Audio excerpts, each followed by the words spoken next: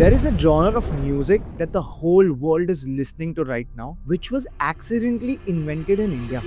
While everybody gives credit to Chicago, it was an Indian guy that created this 5 years ago, but he never got the credit for it. In today's video, we're going to find out who he was, why did nobody not know his name for 30 years, and how did one guy in a small Bombay studio accidentally created a sound that took over the entire world.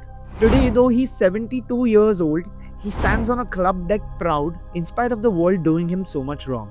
This is a story about one man, two machines, 3 days of recording, and a genre created by accident which the world missed forever. After today's video, you will never forget his name, Charanjit Singh. To understand what Charanjit Singh did, you first have to understand who he was.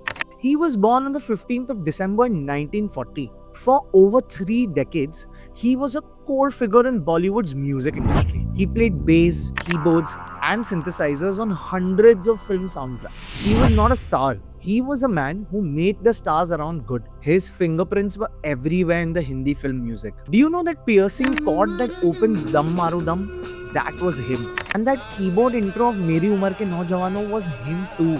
Composers would literally shift the entire recording schedules just to make sure he was available. Think about how his life looks. You wake up, you go to the studio, you play exactly what the composer tells you to play.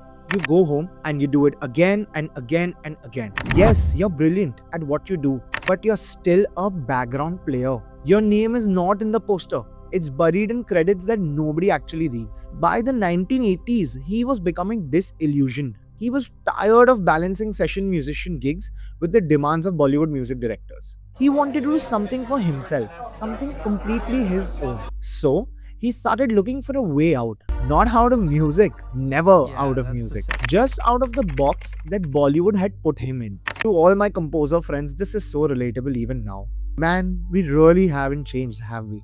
So in 1981, after feeling completely boxed out, Charanjit Singh went to Singapore. And there he bought 3 machines that would quietly change the music history of the whole world.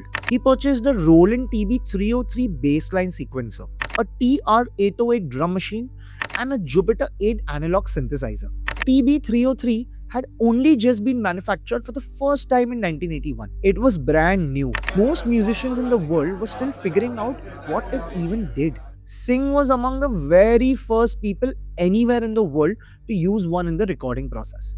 He brought these machines back to Bombay. And just like a natural musician would, he did not take any class. He did not read any manual. He just played with curiosity. There is a lesson in everybody who's trying to become an artist or is in the creative field. Approach creativity with curiosity, just like Charanjit did. So in the spring of 1982, inside a modest studio in Mumbai's Cuff Parade, he set classical Indian ragas to a disco beat using these machines. Here's the part that stays with me about this story.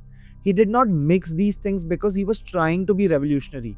He mixed them because it made sense to him. In his own words, he said, there was a lot of disco music in films back in 1982. So I thought, why not do something different? I got an idea to play all Indian ragas and give the beat a disco beat. And I did it. And it turned out good. A man who changed music industry described what he did in 4 lines. And remember guys, he recorded the entire album in just 2 days. The album was called Synthesizing, 10 ragas to a disco beat. And when it came out, like most music in India, it went nowhere. The record was a complete commercial failure. It was too strange for radio, too early for dance floors, and too difficult for anyone to market. It sat unnoticed in the corners of a few record stores. But Charanjit Singh was not destroyed by this at all. He was practical. He went back to his session work. He went back to Bollywood. Life moved on. Meanwhile, something was taking place on the other side of the world. In Chicago in the mid to late 1980s, DJs and producers started making a new kind of music.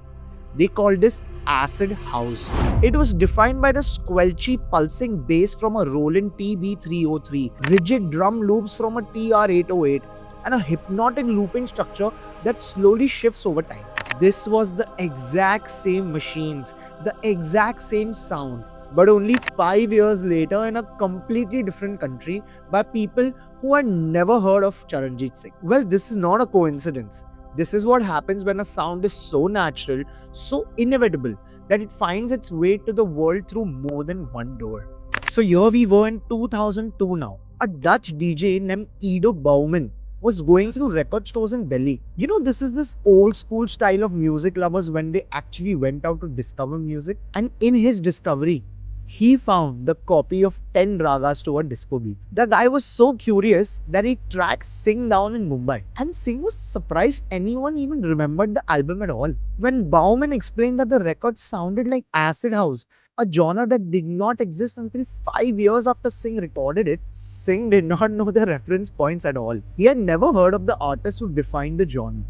He genuinely did not know what he had created. Bauman came to Singh's home and asked if he could take the record back to Europe.